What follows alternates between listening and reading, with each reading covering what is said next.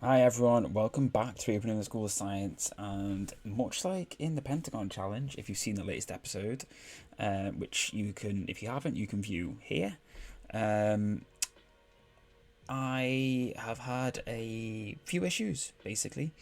We have not been great. The tactic hasn't been working as well as I would like it to. We have reverted to a few different setups, which have seen an improvement in performances.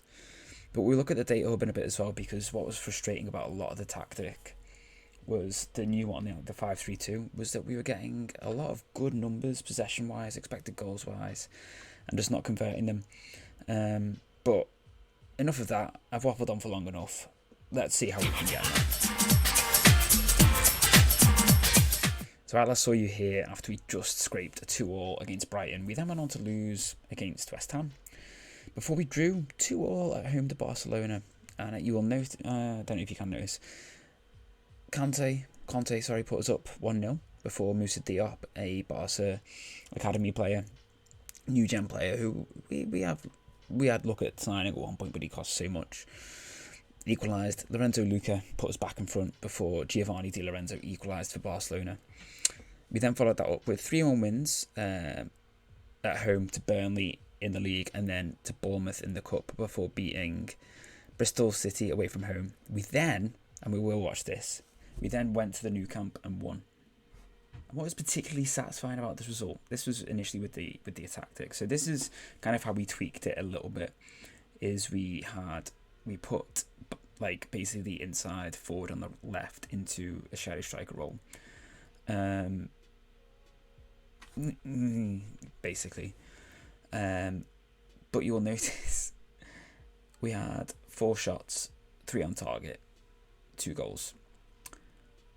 Conte, the 63rd minute injury, we'd already made all our changes. So we played the last 30 minutes with 10 men. You'll notice that Ferran Torres had a 93rd minute goal disallowed for offside after he'd pulled them level. But let's watch the goals. This is what frustrates me about this tactic. Oh yeah, Rooney Bargi with a lovely lobbed goal. You notice the kits are different, and that's because we have actually done the kits for this episode. If you remember last time I said I hadn't got around to doing them. So Ferran Torres pulled it back. So that's one issue that I have with the tactic. You've got 3 defenders there, and none of them stopped that.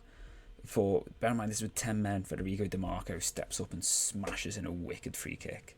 Absolutely wicked free kick to make it 2-1, and we held on despite that late scare with the extra time, the injury time, disallowed goal. So we can do that with 10 men. We then can't play Aston Villa at home without scrapping. We did then lose to Liverpool, which was horrible. But then we managed to beat Shakhtar 3-1 at home, which qualified us for the first round of the Champions League, along with Barcelona. We did lose the away to United 1-0. Unlucky, I would say. Don't get me wrong, there's some poor performances, but I felt we were unlucky. This is with the new tactic, though. I say new tactic, I think it is literally just a 4-4-2 diamond, I think. And then we scrapped against Bournemouth and won 1-0. I say scrapped, we were pretty comfortable, but 1-0 flattered them. So basically we just have to match Barcelona's result today against Genk, and we'll qualify top of the group, which I think is massive. December is going to be massive for us because obviously not only did the games come thick and fast, but they're against a lot of teams who are above us, because believe it or not, we're still languishing in 12th and we're 14 points off top. 12 points off the Champions League, which is really, really quite poor for us. So we've just been underperforming in so many ways. So this is the tactic we kind of reverted back to. And it's one of them. It is one of them. As to whether it's the right one for us or not. But I need to change it into box to box. Why is it Carolero? But yeah, we're going to see how it goes today against Genk. Good chance to get some, build a bit of familiarity up with it, hopefully. there was something else I was going to show you now, and I can't remember for the life of me. It's gone out of my head. Was it the kits? Oh no, it was actually really important. Yeah, these are the new kits, by the way.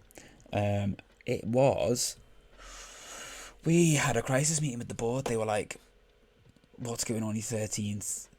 This is what we signed up for. Why are you doing so badly?" And it was like, Roger Smith's been sacked by Liverpool. I thought I was having a tough season. He literally started, I think, this summer. Liverpool players had lost confidence in him. I'm sure. Yeah, literally took over this summer. But we had the same problem. The board were like, "What's going on? Why are you playing so bad? Sort it out, you know." And I was like, "Well, actually, give us a break. Look at the form. Look at the performance. Form's not been great, but we're actually playing really well.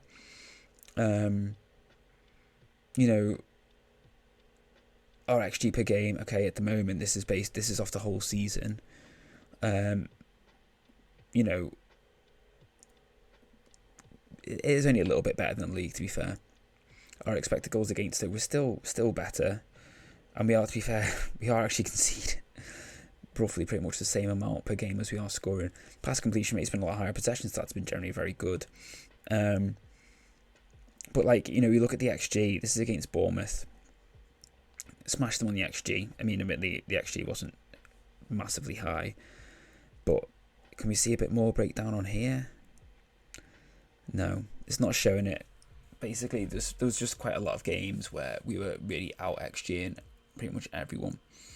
And therefore, it was really frustrating that things were dipping. But it looks like our defense has obviously been at fault a little bit. But it's just been really frustrating that there's been some games where we played really, really well and just not convert them into wins.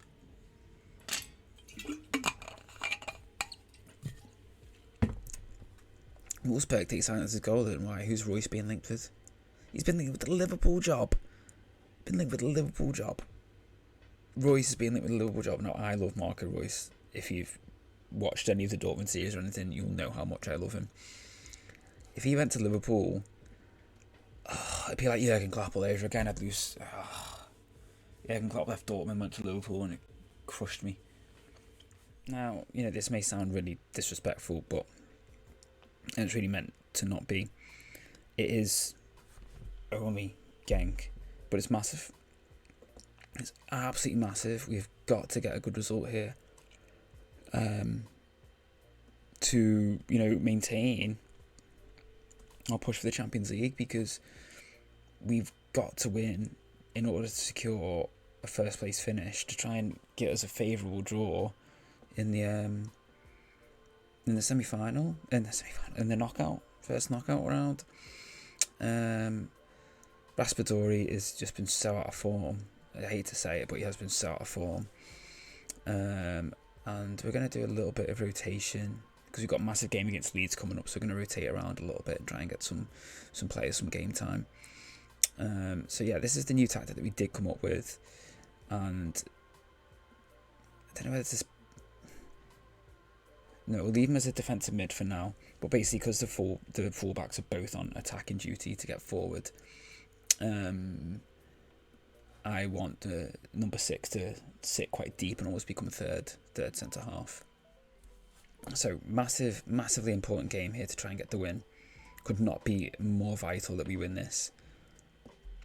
We would look to potentially be playing Inter or Eindhoven.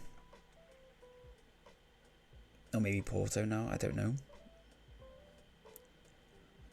Were we to go through, obviously we are going through. Were we to go through first,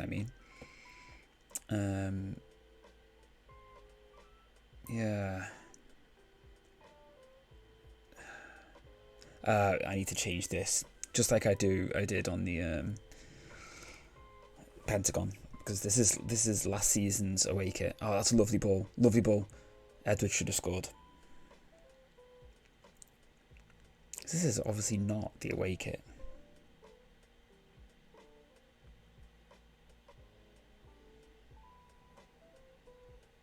Yeah, no, we would still be playing Eindhoven unless they were to lose to Leverkusen. I don't know. Possibly Villareal.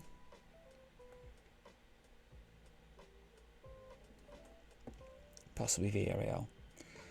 On this side, you know, they're the teams on this side of the draw.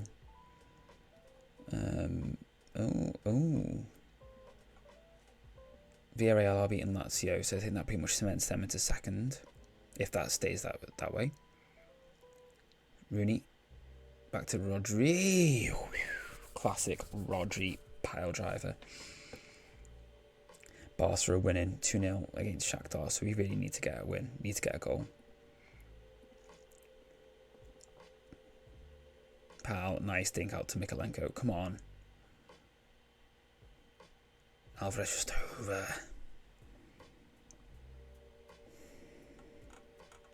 We are so much the better team as well. Obviously, we have got Luca on the bench, so he can obviously come in and do a job. Nice. A foul? I mean, I've never not seen these get given. Never not seen these be given. Yeah, what a surprise it's given. Who's taking it? Alvarez? Yeah, Alvarez. And he scores 1-0, and that is going to put us top.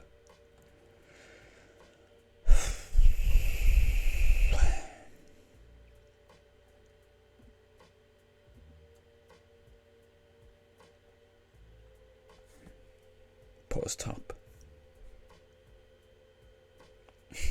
still has down as second. I hadn't updated. No. All day over the bar. Still hasn't updated the table. I'm fine. I know it will.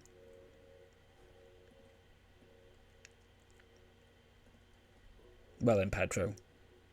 Feed to Edwards. Should score. And he does score. Alan Edwards, the youngster from Fulham. How old is he now? 20? 20. Look at that. 3.5 stars. Look at that value. He's so good. On paper, I mean. He's still finding his form.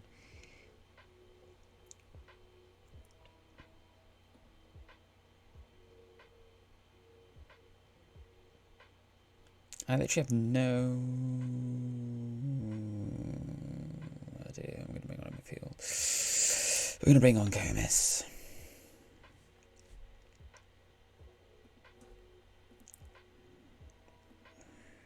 Don't like that. Fikayo Tomori and Pau Torres, both hit and miss, I have to be honest. Both hit and miss. Rooney Bargy injured. Wonderful stuff.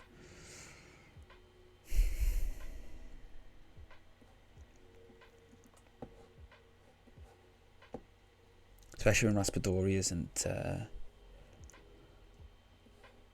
isn't firing as well as he usually would.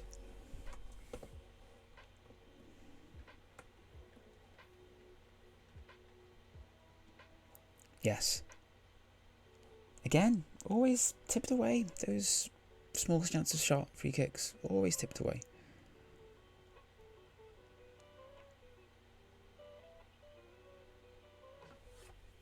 I find they always go on target, but the keeper always saves them.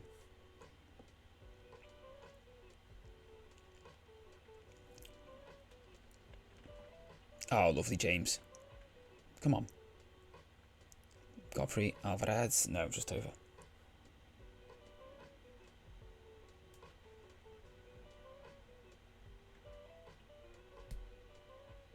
What game in that Frankfurt game at United? 6-4. There we go. The Champions League draw is on Monday. We're not going to do the Leeds game. I'm just going to play that off camera. I'm just looking at teams we could get. So, we could get Sporting. We could get Benfica. We could get Juventus. We could get Inter. We could get Porto because PSV did lose. I think I'd rather play PSV. And we could get Villareal. With the exception of Juve and Inter, I'd probably be quite happy with anyone. Potentially, I think that's fair, don't you? So the next game on camera did have a little request for a few more games for this last season, which I am obviously more than happy to oblige. You know what? We'll do a game in January. We'll bring one back. Maybe this sort of City Wolves block here, and then obviously it'll be Champions League time. So yeah, we'll bring it back then. We might have some transfer news. Who knows? We currently have 45 million in the budget. We've got a few youngsters joining at some point. Özcan Aslan is someone we agreed a fee for in the summer. He looks really, really good. He is joining next season. David Phillip is someone who I am, signed him sort of maybe a bit too hastily a while ago. Svetoslav Terziev is someone who didn't look like he was going to be good, and then actually is looking like he could actually be quite a useful player when he comes in if we can develop him right. Ruben Vicente is someone who's looking like he could be a really, really decent. We agreed a fee for him when he was 16. Or 15 or 16 from Hoffenheim. So he will come into the club and he will be a decent winger to go forward. Bigger Melenda looks like a class midfielder. Again, we had to sign him to join next summer. And same with Gift Maketha.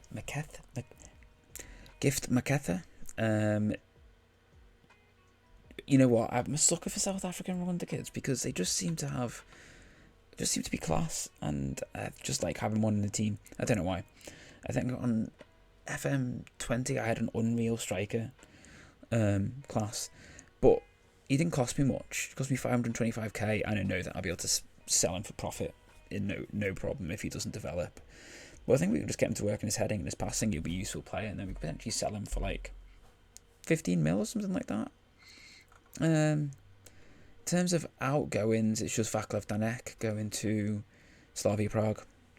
Someone we signed for like 40k or 80k, 45k, and he's going for like 5 mil. Except 4.5 mil, so decent little profit. We basically brought him in, developed him, sold him. Easy business. In terms of where we improved the squad, I think if we're going to do anything, it will be the number 10, be a number 10 spot, because I think we may end up settling on this 4-4-2 diamond if we continue to get results. So we did actually agree a fee for Phil Foden in the summer. We just couldn't get the funds together in the end to get him over the line, which was really frustrating. The other one I'd sign would be Pedro Gonzalez from Juve. You know what? I could probably actually agree a fee for him now. And his natural role is a shadow striker as well. Let's see if we can get it done, actually. Let's just see if we can do it. 38 mil? Yes, please.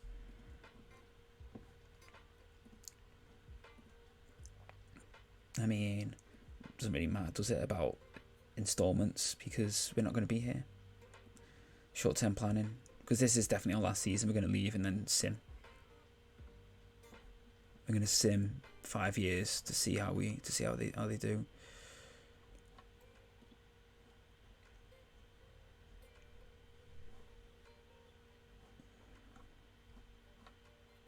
Take it or leave it. Thank you very much. Okay, new shadow striker coming in. Pedro Gonzalez. We actually looked at signing him ages ago, but we didn't really have the space for him. We didn't really have a role that we wanted him to play. And he went to Juve, and I think he's kind of struggled alongside Juve's general struggles. See, he's not done brilliantly. It cost him 62 mil, and we're signing him like just under 50. He's not done brilliant since he's gone.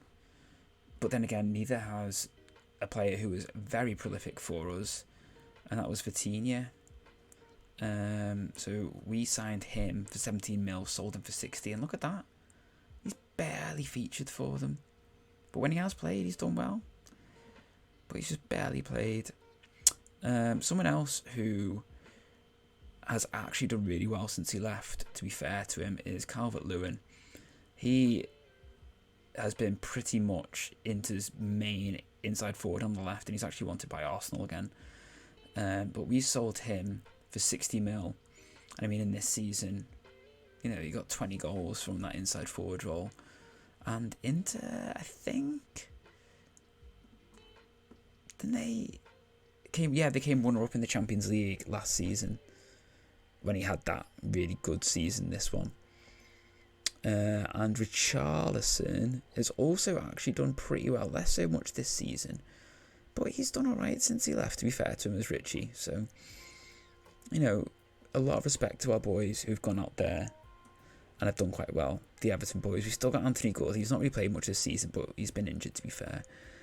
In terms of who else have we sold? Nathan Patterson, he went at some point, didn't he? He's currently at Rangers.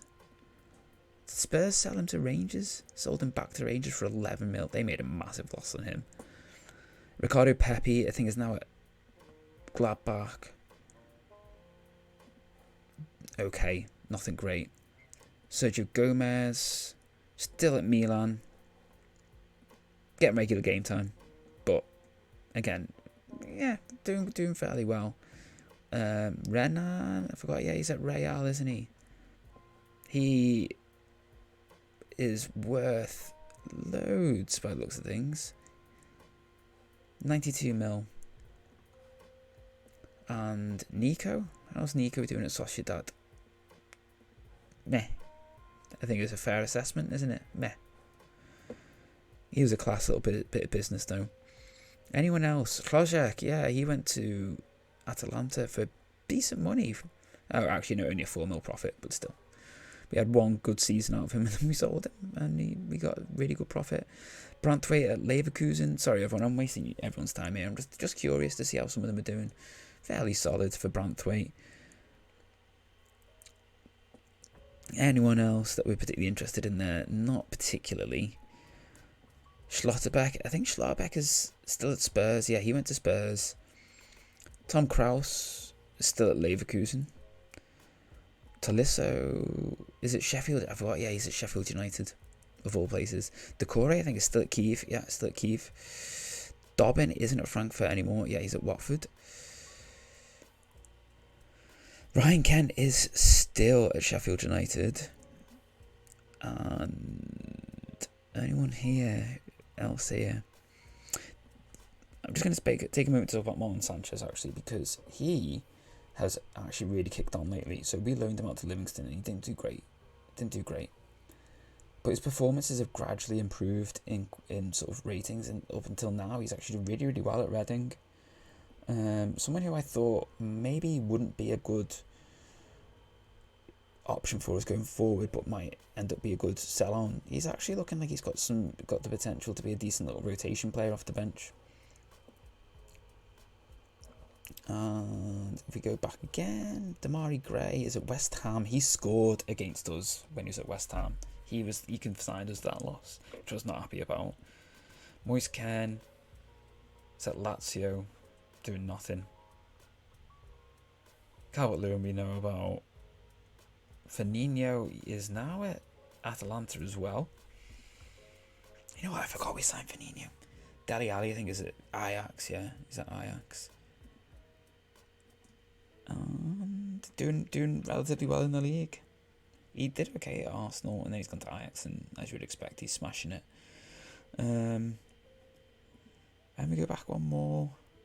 Tom Davis, I think, is at Stuttgart. Solomon Rondon, he's got to have retired. He has retired. What was he? Assistant manager.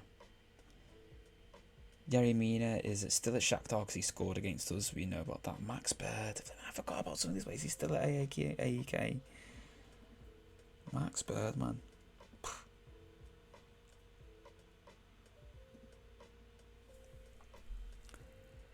Cenk Tosun. He retired. Alex Iwobi is my biggest regret. He's at Lazio, fair play to him. Because I sold him at a time when I was very much Alex Iwobi, no. And he has had such a revolutionary spell since Frank Lampard came in. Say spell, period. He's been class. Unreal. And I love him. I'm getting an Everton shirt with his name on the back. That has been dispatched, so I'll be wearing that hopefully next time in the next episode. It will be with a bit of a twist, but you'll see it. I'm pretty pleased with it. Sorry, everyone. I've kind of dragged it out a little bit. I was just interested to see how some of the players of the past have gone on since we've sold them, because obviously this is the last season, and I promise you this is the last season. I hope you have enjoyed the episode, everyone. Fairly solid win, and hopefully when I next see you, we'll be kicking around in the top 7. Fingers crossed. We are 8 points off the top 7 with a game in hand. So, not bad. Alright, everyone, I've waffled on long enough. Thank you for watching. Thank you so much, and I'll see you all next time. Bye.